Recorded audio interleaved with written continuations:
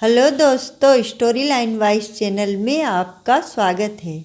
आज की हमारी कहानी है वक्त बदलता अवश्य है। वो देखो, शराबी की बीवी जा रही है, चौराहे पर बैठे लोगों में से एक ने कहा। तो रुक्मणी धीरे से बुदबुदाई। फिर से वही शब्द उफ, और हमेशा की तरह अपने कानों पर हाथ रखते हुए वह वहाँ से निकल गई। शराबी की पत्नी हमेशा से रुक्मणी की पहचान नहीं थी। 10 बरस पहले जब रामलाल से उसका विवाह हुआ था, तब रामलाल एक फैक्ट्री में फोरमैन था। स्वभाव का सरल और उदार हृदय का मालिक था उसका पति। परिवार में सास थी, ससुर तो उसके विवाह के 1 बरस बाद ही स्वर्ग सिधार गए थे। एक ननद थी जो अपने ससुराल में खुश थी, और एक जेठ जेठानी। जेठानी के 2 बेटे थे और उसकी 2 बेटियां। उसके परिवार ने अच्छे बुरे दिन साथ में मिलकर बिताए थे, इसलिए वह खुद को बहुत भाग्यशाली मानती थी। अपनी सीमित आय में भी रामलाल अपनी पत्नी और बेटियों को सारी खुशियां देता था। उसकी इच्छा थी कि दोनों बेटियां खूब पढ़ें, आगे बढ़ें, इसलिए उसने ओवर टाइम करना शुरू कर दिया, जिससे उसकी एक्स्ट्रा इनकम होने लगी। वह उन रुपयों को बेटियों के उज्जवल भविष्य के लिए बचाने लगा। एक दिन की बात है, उसके एक सहकर्मी ने बेटा पैदा होने की खुशी में अपने घर में एक पार्टी रखी थी। रामलाल ने सोचा, पार्टी खत्म होते ही घर चला जाएगा। पार्टी में सभी दारू भी पी रहे थे, लेकिन रामलाल ने हाथ तक नहीं लगाया। फिर किसी ने कोका कोला की बोतल में शराब मिलाकर उसे धोखे से पिला दी। पहले तो उसे अच्छा नहीं लगा, लेकिन फिर ऐसा नशा चढ़ा कि सुबह तक उसे घर जाने का होश भी न रहा।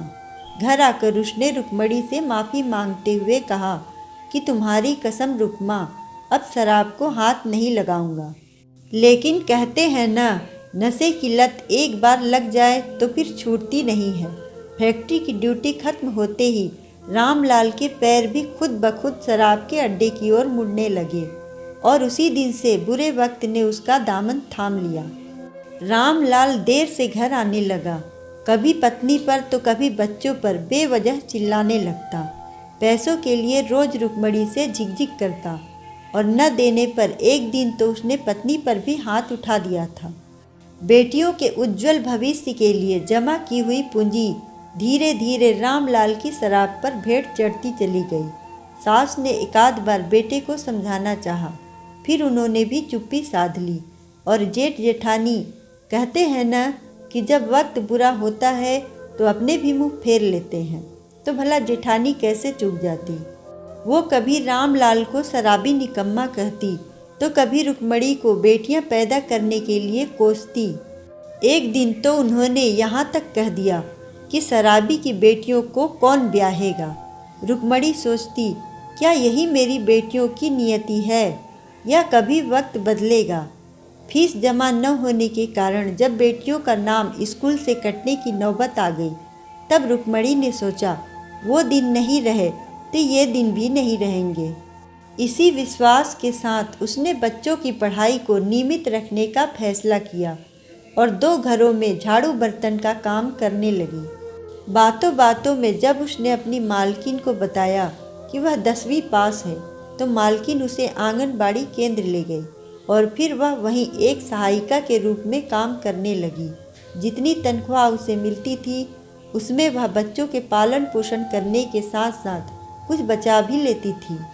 रामलाल तो अपनी कमाई शराब में ही उड़ा रहा था। आंगनबाड़ी से ही घर वापस आ रही थी, तो शराबी की पत्नी शब्द उसके कानों में पिघले शीशे के समान लग रहे थे।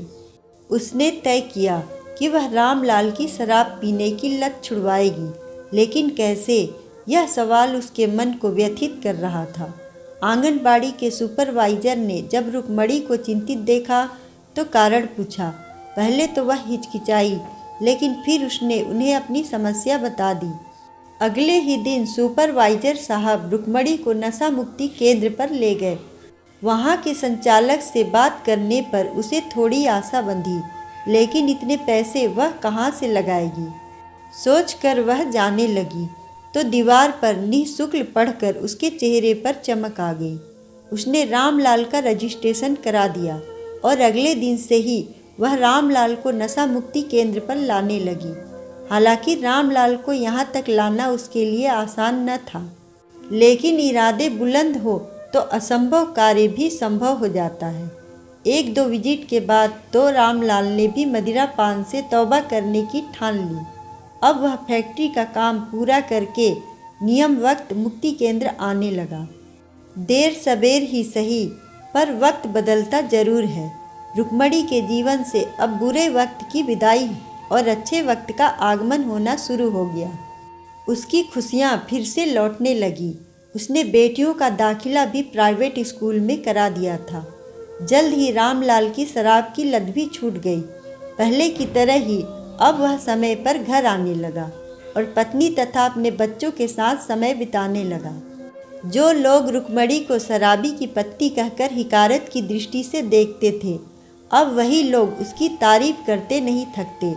रुक्मणी ने कभी हार नहीं मानी, विपरीत परिस्थितियों का भी डटकर सामना किया, क्योंकि उसे विश्वास था कि एक दिन वक्त अवश्य बदलेगा और आज वह समाज के लिए एक मिसाल बन गई। बुरा वक्त सभी के जीवन में आता है, उससे घबराना नहीं चाहिए। धैर्य के साथ अपना कर्म करते रहना चाहिए, क्योंकि वक्त बदलता अवश्य है। जैसा कि रुक्मणी ने अपने बुरे वक्त में भी हिम्मत नहीं हारी और अपनी सूझबूझ व मेहनत से अपने पति को नशा मुक्त करके अपने परिवार की खुशियाँ वापस ले आई। अगर आपको कहानी अच्छी लगे तो वीडियो को लाइक करें, चैनल को सब्सक्राइब करें और कमेंट में बताएं कि आपको कहानी कैसी लगी। धन्यवाद।